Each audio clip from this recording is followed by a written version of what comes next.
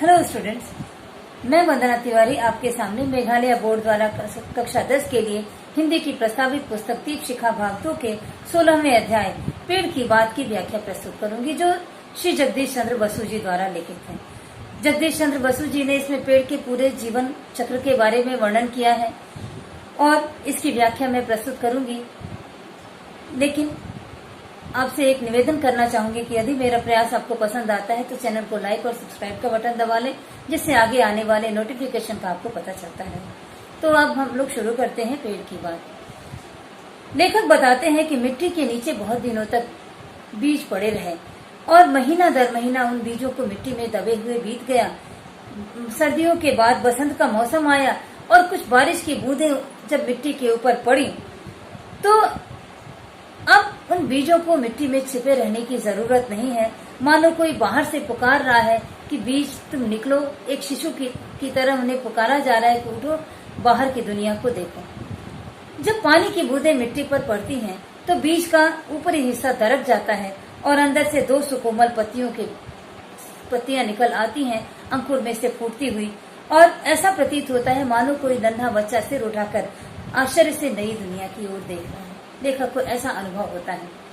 लेखक कहते हैं कि घास का अंकुर निकलने पर जो मिट्टी के भीतर प्रवेश करता है वह होता है जड़ का हिस्सा, और जो ऊपर की ओर जाता है वह तने का हिस्सा होता है। पूरा पेड़, पूरा वृक्ष इन दो भागों में विभाजित होता है। ऊपर की ओर जाने वाला हिस्सा तना और जड़ मिट्टी में जाने वाला हिस्सा जड़ कहलाता है। लेखक कहते हैं कि एक गमले में उन्होंने परीक्षण के लिए एक पौधे को रखा और उसके बाद गमले को औंधा लटका दिया। उल्टा लटका दिया, औंधा लटका दिया, दोनों का मतलब एक ही है। तो औंधा लटकाने के बाद भी वो कुछ दिनों के बाद देखते हैं कि मानो पौधे को सारी बातों का ज्ञान है।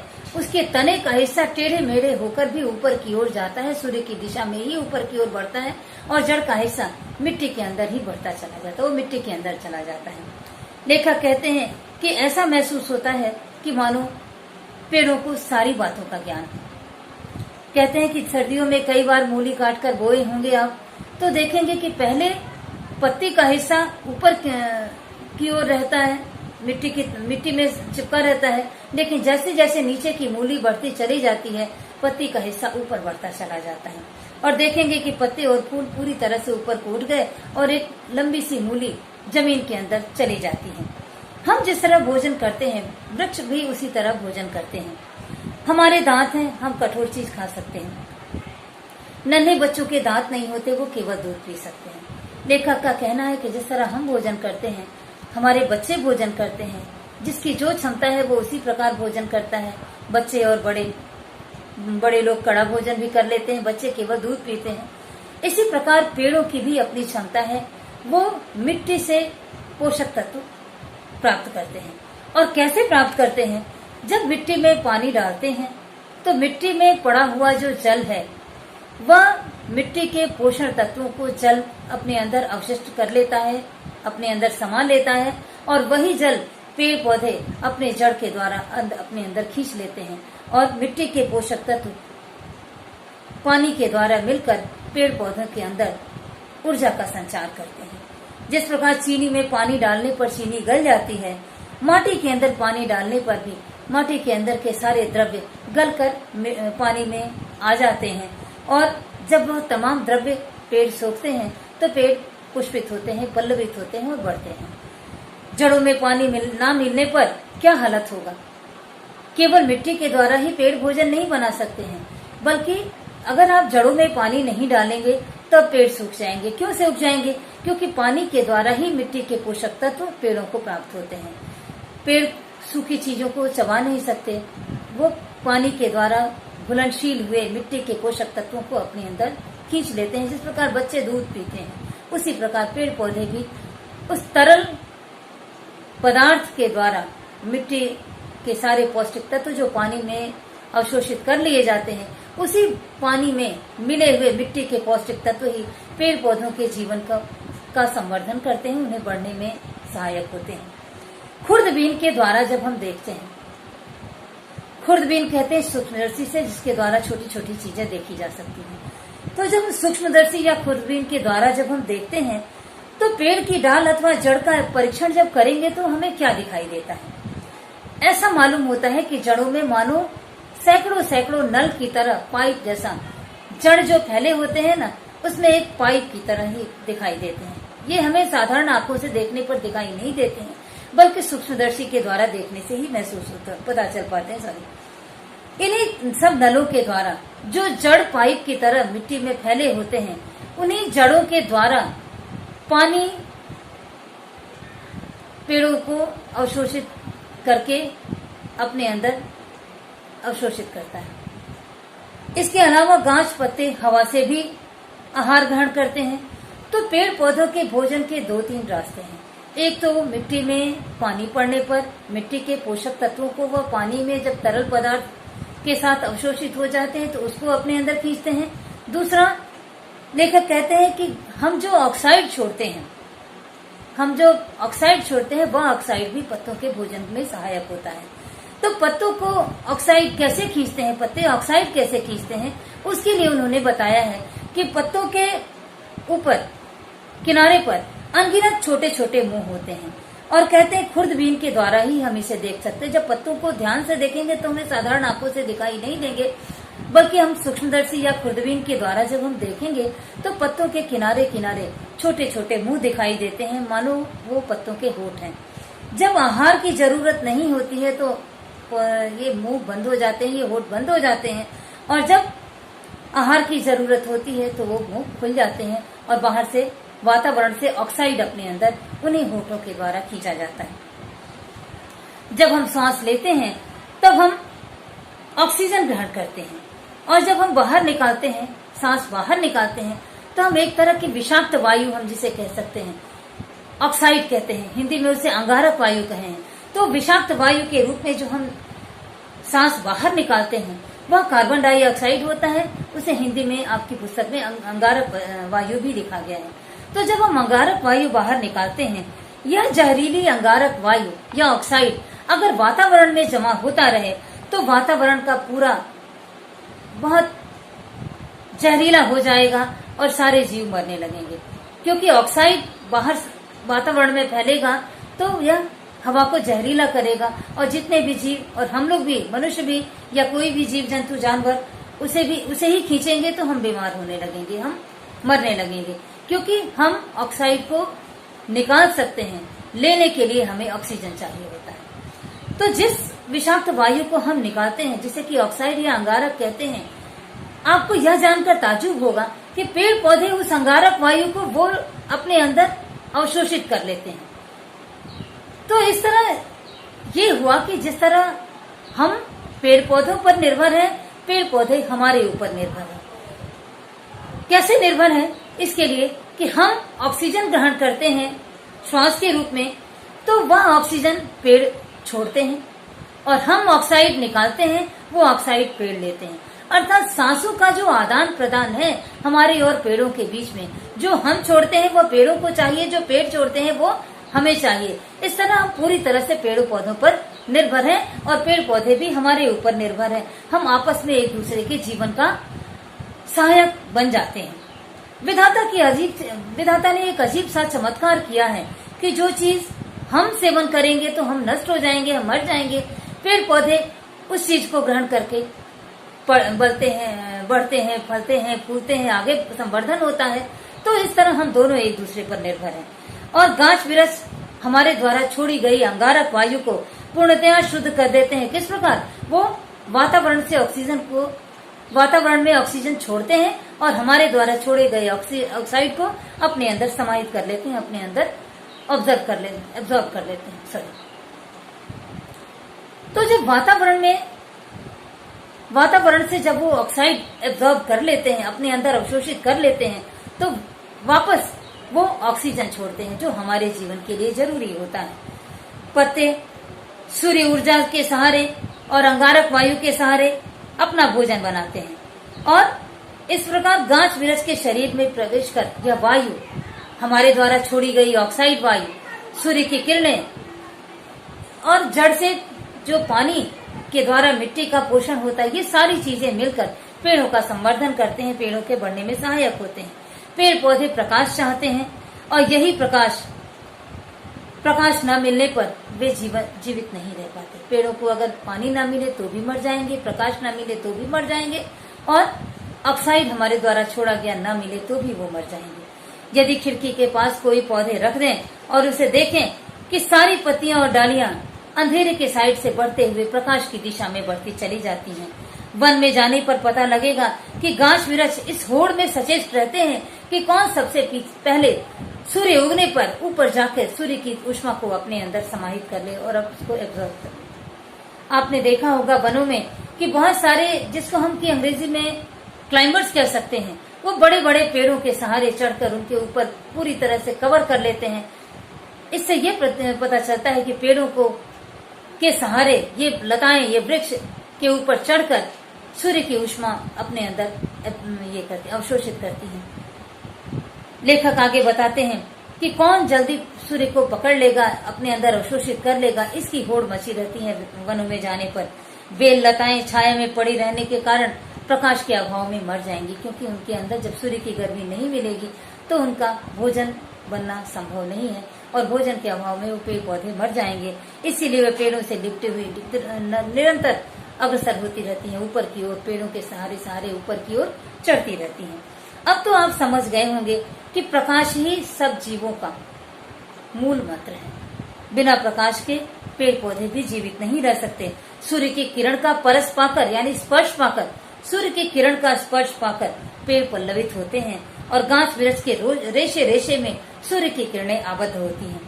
गाछ वृक्ष समस्त हरियाली प्रकाश हथियाने की होड़ में लगे रहते। पूरा जितना वृक्ष है, वन है, जितने भी वृक्ष वन है, जितने भी पेड़ पौधे हैं, सब सूर्य की प्रकाश को अपने अंदर समाहित करने के लिए होड़ में लगे रहते हैं।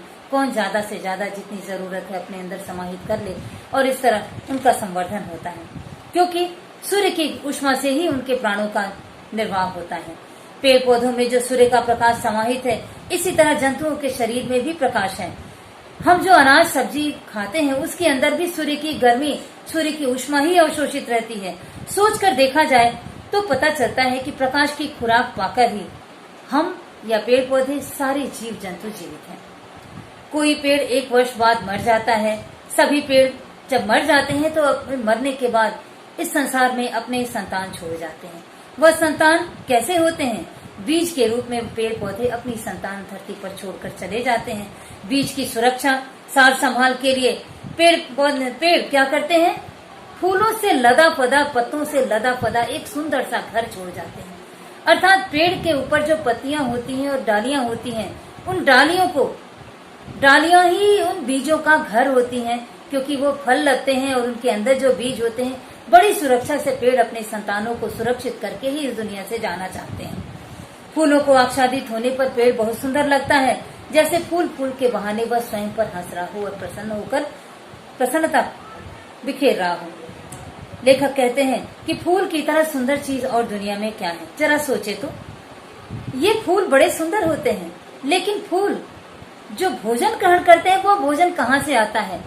मिट्टी जैसी मटमैली, जिसको कि हम गंदा कह सकते हैं, मिट्टी जैसे मटमैले गंदे जड़ में से पोषक पदार्थ अवशोषित करने के बाद इतने सुंदर फूल खिलते हैं। यानी मटमैले स्थान से अपना भोजन ग्रहण करने के बाद सुंदर सुंदर फूलों के रूप में परिवर्तित हो जाते हैं पेड़ों के ऊपर। यह कैसा अजीब चमत्कार है! ईश्वर के द्वारा, विधाता के द्वारा ये अजीब चमत्कार किया गया है कि जो हम कहते हैं कि जो चीज से हम खाएंगे वही दिखेगा, तो पेड़ पौधे तो मिट्टी जैसी चीजों से अपना भोजन ग्रहण करते हैं, तो उन्हें तो मिट्टी के कलर का होना चाहिए ना फूलों को, लेकिन नहीं, फूल कलरफुल होते हैं, सुंदर होते हैं, मनभावन हो जाते हैं। कितना बड़ा परिवर्तन हो जाता है।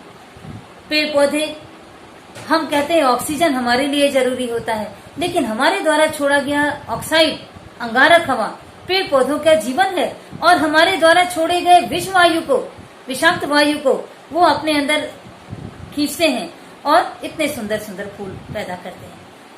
अर्थात ये अपरूप उपादान का अर्थ है कि व्यर्थ चीज, जिसको हम कह सकते हैं दिखने में गंदी चीजें, अंगारक वायु या ऑक्साइड या मिट्टी, जिनको हम गंदा कहते हैं, जो बदसूरत दिखाई देता है, खराब है हमारे लिए, उन चीजों से अपने लिए ताकत पैदा करके पेड़ पौधे किस तरह सुंदर सुंदर फूल और फल पैदा करते हैं।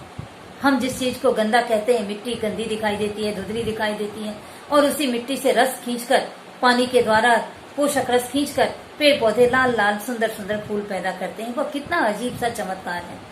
मानो संतान पर स्नेह का निछावर करते ही, संतान पर जिस तरह माँ अपना स्नेह निछावर करती है, उसी प्रकार ये वृक्ष अपने संतानों के ऊपर अपना स्नेह निछावर करते हैं। वो सुंदर सुंदर फूलों के रूप में और बीजों के रूप में, फलों के रूप में दुनिया में आते हैं। ममता का परश पाते ही मिट्टी व अंगार फूल बन जाते हैं। जिस प्रकार माँ का स्पर्श, प्रेम का स्पर्श पाकर कैसा भी संतान एक सुंदर मनुष्य के रूप में परिवर्तित होता है, एक लायक मनुष्य के रूप में परिवर्तित होता है, उसी प्रकार मिट्टी के द्वारा अवशोषित किए गए गंदे पानी से और हमारे द्वारा छोड़े गए ऑक्साइड अथवा अंगारक वायु से दोनों को अपने अंदर खींचकर ममता का, जब पेड़ों की ममता का स्पर्श लगता है इन दोनों गंदी चीजों को, जिसको कि हम गंदा कहते हैं, इन दोनों गंदी चीजों को अपने अंदर समाहित करके जब ममता के स्नेह से अनुलेपित करते हैं तो सुंदर सुंदर फूल पेड़ों पर आते हैं।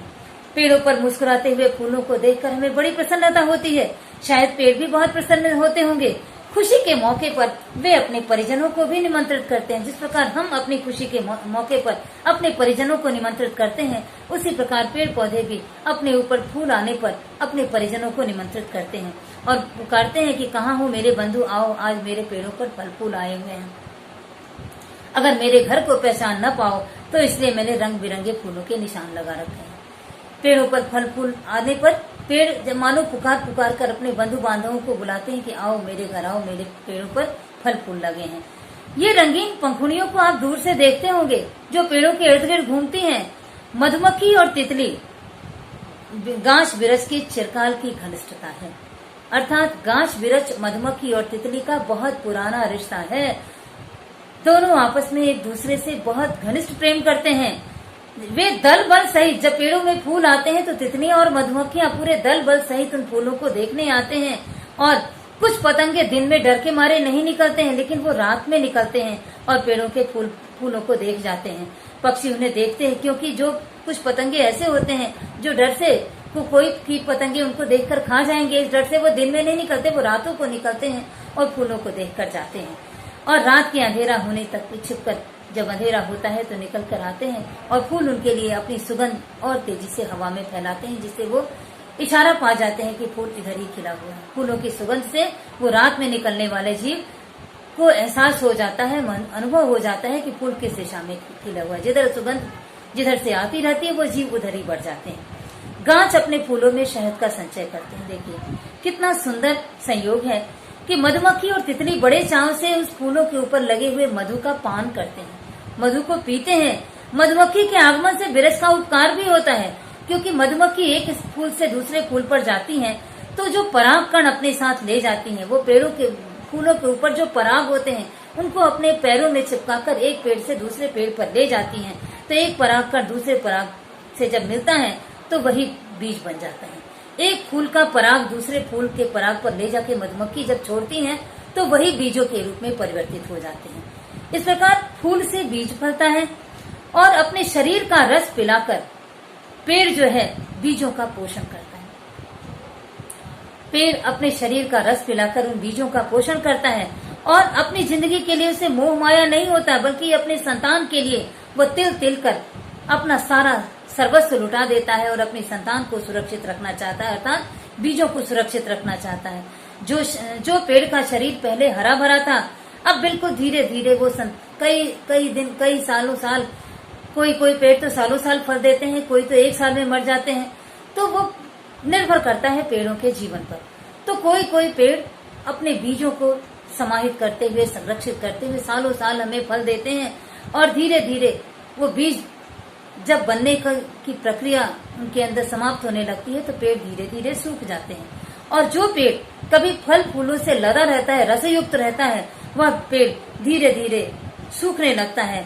और जो पेड़ फलों से लदा रहता था, वह उस पेड़ में अब अपना शरीर उठाने की क्षमता नहीं है और सूखते सूखते डालियां ताल पर ताल जो पहले नाचा करती हैं, वो पेड़ अब सूख गया है और धीरे धीरे वह पेड़ हवा के आघात को भी सहन नहीं कर पाता है और हवा का एक थपेड़ा लगते ही वह पेड़ थर थर कांपता है और जमीन पर गिर जाता है और उसकी अपनी संतान धरा पर जो छोड़ गया रहता है उसके द्वारा नए पेड़ पैदा होते हैं और डालियां वो पुराने वृक्ष की डालियां टूट पड़ती हैं और अकस्मात पेड़ जड़ सहित नीचे गिर जाता है।